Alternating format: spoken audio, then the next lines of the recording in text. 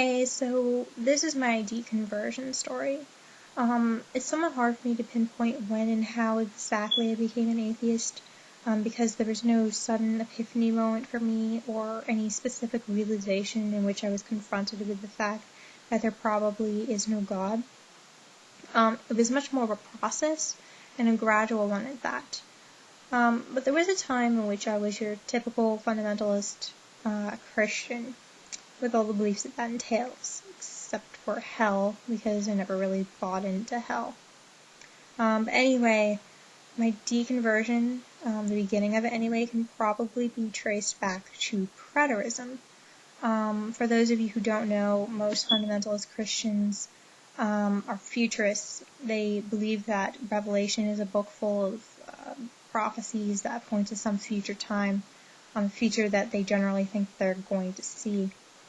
Preterists, on the other hand, see Revelation as being a book depicting many of the events from 70 CE. To be fair, I still think that preterists are the ones who have it right, even though they try to push back the date of Revelation to sometime before 70 CE, so they can still claim that it's a prophetic text. And I'm pretty sure that actually Revelation was written sometime in 95 CE, or somewhere around there. I don't actually know the exact date.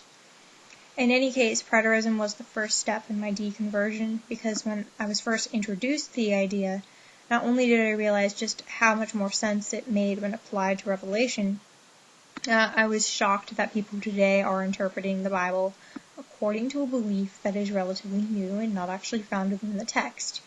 And this belief that I'm referring to is the doctrine of the rapture, which futurists love and preterists reject. Anyway, I began to wonder how many other beliefs I held weren't actually found in the Bible, but were just beliefs that had been held long enough by Christianity that we had begun to assume that they were in the Bible, even if we had never bothered to look for them. Beliefs that we twisted the text to fit. And so I began reading the Bible more closely than I ever had before, even the Old Testament, which I had avoided for the most part until then. And this isn't to say that I never read the Old Testament before this time in my life, but it was never the focus of my study, and what I did read of it was generally typical devotional type readings. The more I read of it, though, the more interested and horrified I became. I even reread stories that I had known since my childhood, stories like the Flood, Sodom and Gomorrah, the 10 plagues of Egypt, the sacrifice of Isaac, and so on. I was not ignorant of these stories at all. I'd heard them over and over and over again. But until this point in my life, I had always glossed over the horrific nature of them, and it took my realization that the Old Testament was full of horror before I could see the horror in the stories of my childhood. Once I was consciously aware of these less than sunny details of what I had until then believed to be God's Word, I could no longer accept such parts of the Old Testament as anything more than the writings of superstitious men who had died thousands of years ago. But I didn't completely reject the Old Testament at first either. I continued to believe that it was inspired, though I modified this belief by admitting to myself that there were very human influences on the text. No matter how inspired the writers were, their own prejudices and beliefs tainted what they wrote. But once I realized this, I began seeing similar issues with the New Testament. After all, nowhere in the New Testament does Jesus or any of his followers overturn the institution of slavery. They really don't seem to have a problem with it at all. Women do get treated a little bit better in the New Testament when compared to the Old, but the authors are still careful to make sure that women don't get too uppity, and that they realize that their place is still second to the men. And even though there's no longer any stoning of homosexuals, the New Testament gives them, among others, an even worse fate, that being eternal torment in hell. Now, even as I rejected great big chunks of the Bible as not divinely inspired, I continued to believe that it was, at its core, true. I even continued to be a creationist, sadly enough. And like a typical creationist, I thought I knew something about evolution simply because I had watched some Kent Hovind DVDs and I logged onto a few creationist sites and I could parrot what they had to say. I actually tried to debate the concept, and whenever someone came up with a point or proof that I couldn't refute, I would ignore it and move on to another topic or another forum altogether, reading trivial creationist propaganda to boost my confidence yet again. Eventually, I encountered someone on a forum who was not interested in taking my crap at all. When I claimed that there were no transitional forms, instead of engaging me in a debate, he posted a link to a site that listed hundreds of them. And I didn't know what to do with that. But because I was a creationist and therefore stubborn, even in the face of absolute proof, I decided to email one of the creationists at a popular creationist site.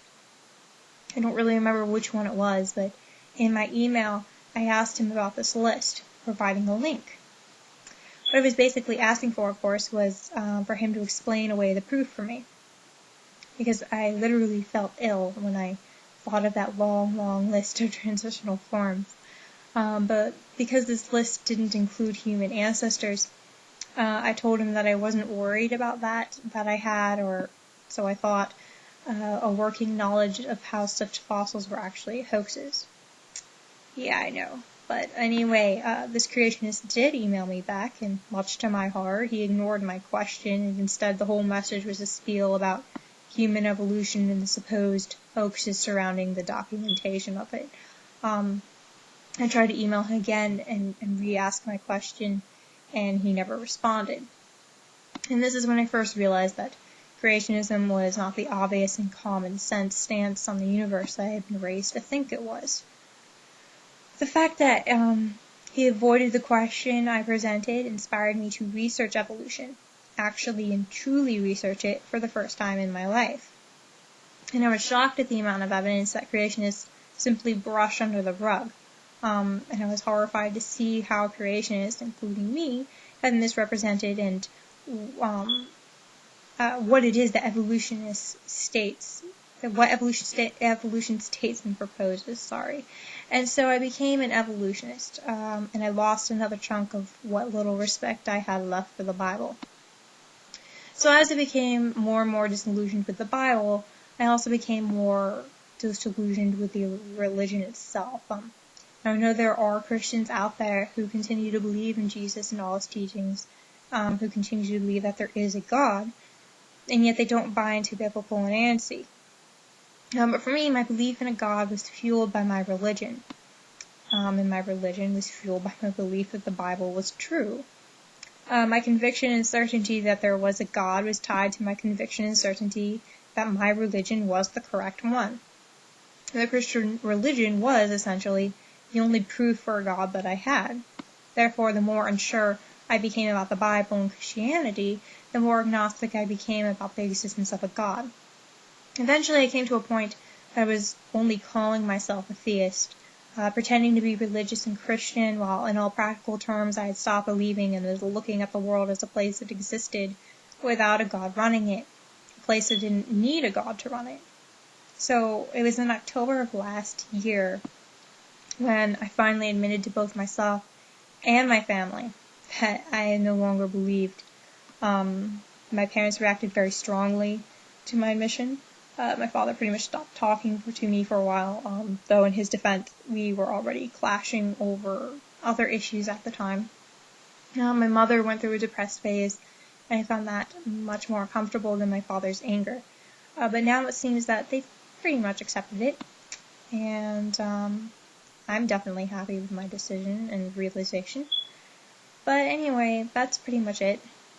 Of course, there are a lot of details that I did leave out that definitely still played a role in my deconversion, but for time's sake, I think I'm going to leave it at this. I hope that I've managed to make some sort of sense, and for anyone out there who is still a strict fundamentalist Christian, remember this. If I could change, so could you.